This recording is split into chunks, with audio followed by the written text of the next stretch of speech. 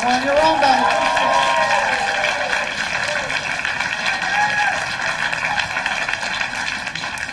Thanks for coming out and supporting live comedy. I stand before you, ladies and gentlemen, as the world's first and only stand-up economist.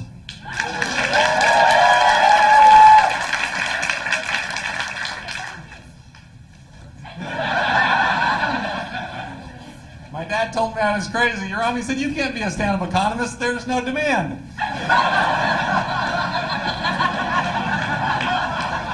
I am killing. I said, don't worry, Dad. I'm a supply-side economist. I just stand up and let the jokes trickle down. I believe in the Laffer curve. Couple of people. Thank you. I only have a couple of things going for me as a stand-up economist. One of them is low expectations. Low expectations put George Bush in the White House. The other thing I have going for me as a stand-up economist is I can make fun of macroeconomists. You know I'm a real economist because I can make fun of sub-disciplines that are totally indistinguishable to people on the outside. You know, people in Washington make fun of people in Oregon, people in Alabama make fun of people in Mississippi, people in prison make fun of people in graduate school.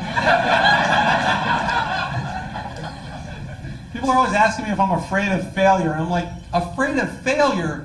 I used to teach introductory microeconomics at 8 o'clock in the morning in Walla Walla, Washington. I have walked through the valley of the shadow of death. I have given lectures on cost-benefit analysis in the valley of the shadow of death. I think that's enough for the economics jokes. You want more economics jokes? Okay, these are some new ones. I'm just working on them, so you have to be patient with me. Okay, these are my knockoffs on Jeff Foxworthy's You Might Be a Redneck If. These are You Might Be an Economist If. You might be an economist if you've ever tried to pick up somebody in a bank.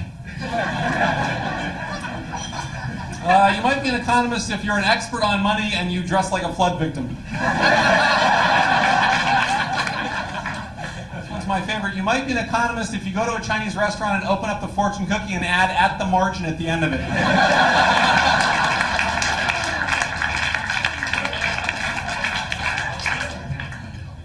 Finally, if you refuse to sell your children because you think they might be worth more later, you might be an economist.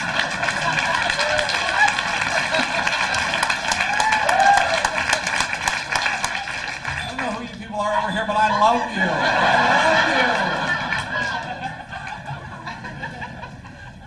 you. In honor of the 4th of July, ladies and gentlemen, I thought I would tell a dick joke. About the founding fathers. So George Washington and Benjamin Franklin were having a debate about whether there should be a standing army in the United States or whether we should just have like the Army Reserve, and George Washington said we should have a standing army, and Benjamin Franklin rose in opposition and said that he was against it because having a standing army was like having an erect member. Although it provides excellent assurance for domestic tranquility, it creates a temptation for foreign adventures.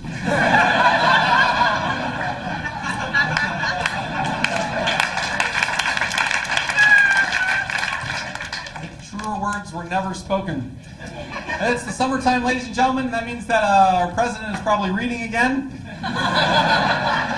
I'm delighted that he's a reader. I'm just disappointed he's not more of an understander. And I'm terrified that he's the decider.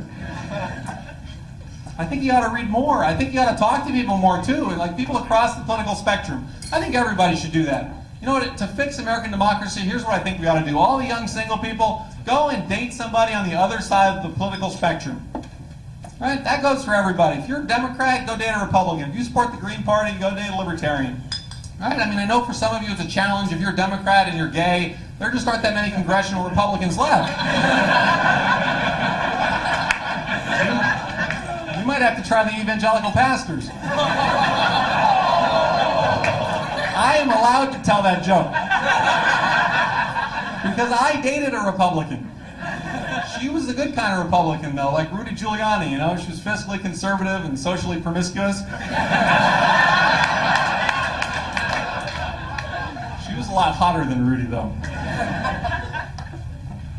Here's what I'm going to do. For the rest of the time I have left, for the rest of the evening, you folks over here, I'm going to divide you up across the political spectrum. You folks over here, from here on over, you guys for the rest of the night, you guys are the left wing. That was an appropriate amount of enthusiasm for the left wing. Look, I know you guys are disappointed. You've had a couple of bad years, but wait until 2008 when the Democrats take back the White House, because then you'll be really disappointed. Let's try this again. You guys over here, you guys are the left wing. Not bad, but watch this. You guys over here, for the rest of the night, you guys are the right wing. Look, that was okay, but when I did this in Texas last week, they started chanting USA. It was really the most amazing experience of my life. So I want you guys to do that for me. Like, dig down. You guys up front here, you weren't chanting. Dig down and find your inner red meat, okay? Put yourself in the mind frames of people that believe in social Darwinism but don't believe in Darwin's theory of evolution. All right? On the count of three, I want to chant USA. You guys over here, you guys are my right wing. USA! USA! USA! Good, that was much better, much better. And you guys on the left wing, you guys were perfect. Because while they were chanting USA, you were just sitting there looking befuddled. Vaguely unpatriotic. I don't know how that happens. It's not just the left and the right, though. Like, on the far extremes of the political spectrum, like on the far right of the political spectrum, you folks at this table right here, you guys are my libertarians. And on the far left of the political spectrum, you folks here, you guys are the libertarians.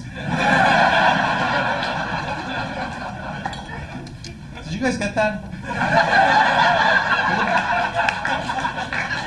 Libertarians. Not the people that check books out for you.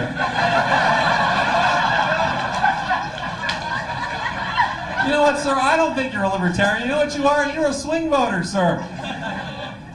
You're one of those people, you're clueless, you're apathetic, and every 4 years you determine the fate of the free world. This man right here, ladies and gentlemen, this man is the idiot savant of democracy. Give him a round of applause.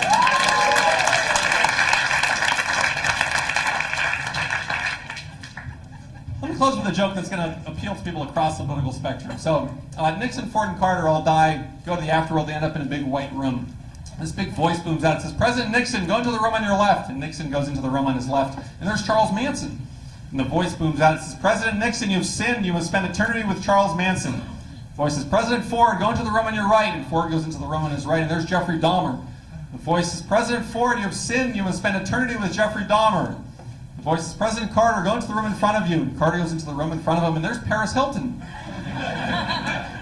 The voice says, Paris Hilton, you have sinned. Hey, my name is Yaron Bell. You guys have been awesome.